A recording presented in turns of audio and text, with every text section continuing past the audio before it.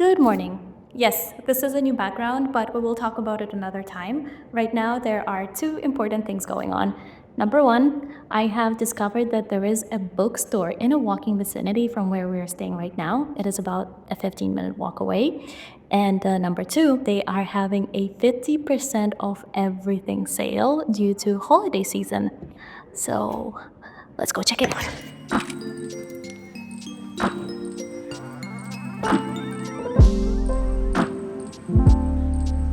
There is something peaceful about spending time in a bookstore, with each book holding its own world of stories and ideas that could inspire, comfort, or teach something new. For me, bookstores have always felt like a safe space, where time slows down and the noise of the world fades into the background.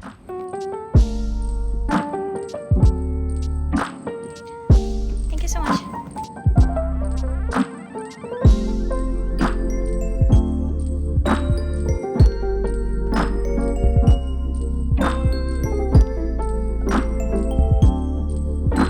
Finding a bookstore here feels like such a game changer.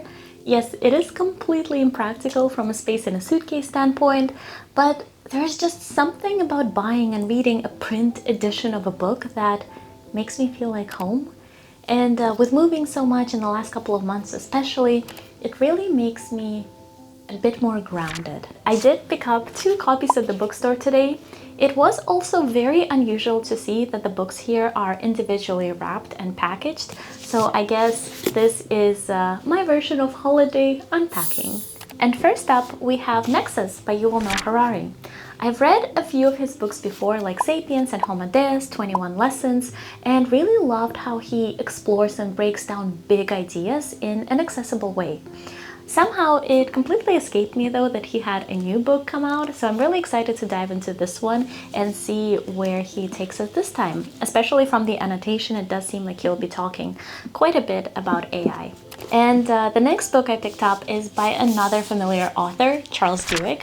I read his book, The Power of Habit, a few years ago, and that was such a fascinating look at how habits shape our lives. As a marketer, I also love the examples of advertising cases he used in that previous book, like toothpaste and Febreze, and those stories have really stuck with me ever since. So I'm looking forward to seeing what insights his new book has to offer, especially since it is about the power of communicating. 2024 Reading Recap. Each year, I set myself a reading challenge, and it's never really been about how many books I can read.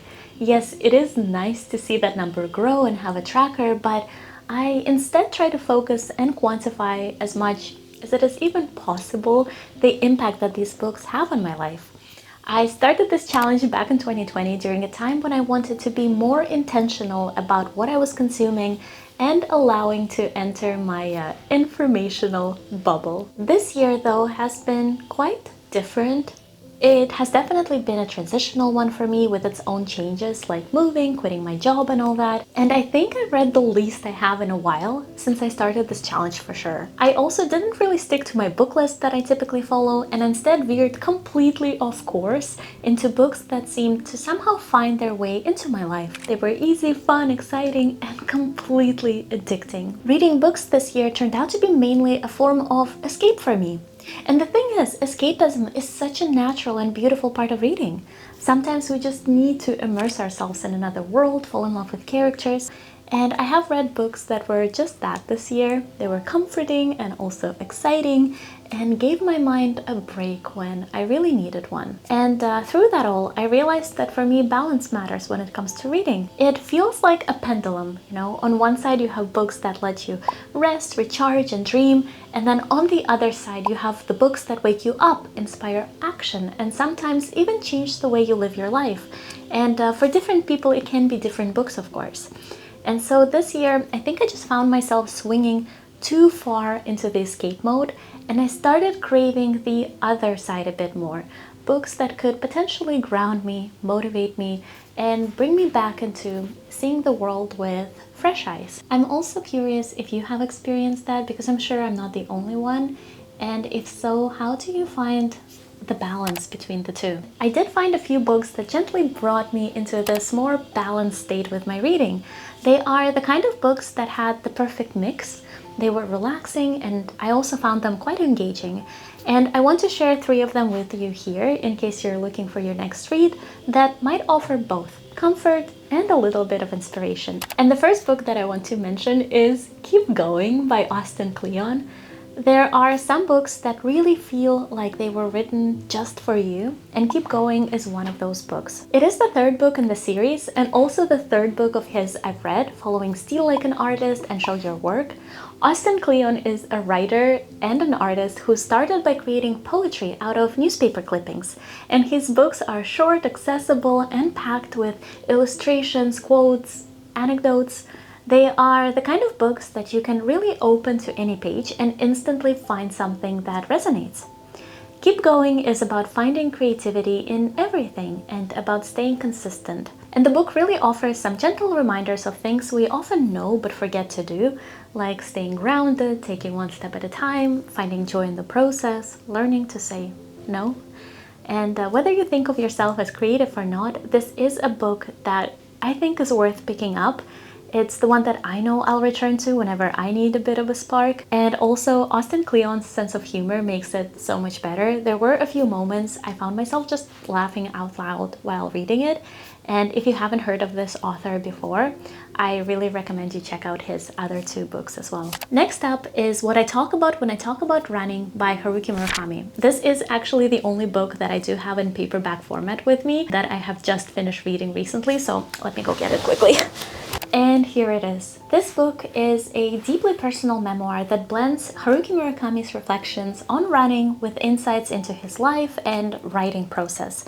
What I found so fascinating about this book is how candid and relatable it feels. Sometimes you just get a sense that you are reading him rant about life, but in a good way. Haruki Murakami, who is known for his introspective novels like Norwegian Wood and Kafka on the Shore, reveals a much lighter and more personal side of himself here. He shares a lot of his insecurities, doubts, and just thoughts about life, which also, in a way, reminded me somehow of Meditations by Marcus Aurelius, when one of the greatest Roman emperors is sharing how hard it is for him to get out of bed in the morning. For Haruki Murakami, running isn't just exercise, it is essential to his mental balance and writing. And training for marathons mirrors his approach to writing novels, because both require discipline, endurance, and a steady rhythm to keep going. And reading his reflections feels like having a conversation with a friend who understands. It is motivating, thoughtful, and offers wisdom not just for runners or writers, but for anyone who is seeking balance and perspective, really. And the last one, and I did find it to be a bit of a heavier novel, is Man's Search for Meaning by Viktor Frankl. I mentioned this book briefly in one of my earlier videos, and now really want to chat about it a bit more. This book is an exploration of human spirit's resilience in the face of suffering.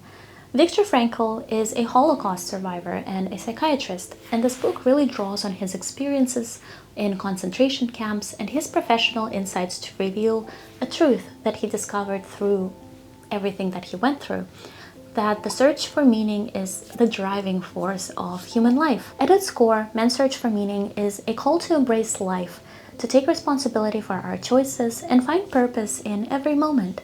And I wouldn't say that this book introduces entirely new ideas you've never encountered, but it does present them in a way that resonates so deeply and makes you appreciate everything you have so much more. Well, I think this would be all for now. I'm really excited to dive into Super Communicators first, probably, and we'll keep you updated on how that is going. And thank you so much for watching this video. Let me know also, please, if you have any good book recommendations, as we are about to enter 2025 and I really want to do this reading challenge again, and we'll be looking for my next reads on either side of the pendulum, really. So yeah, and I'll see you in the next video. Bye!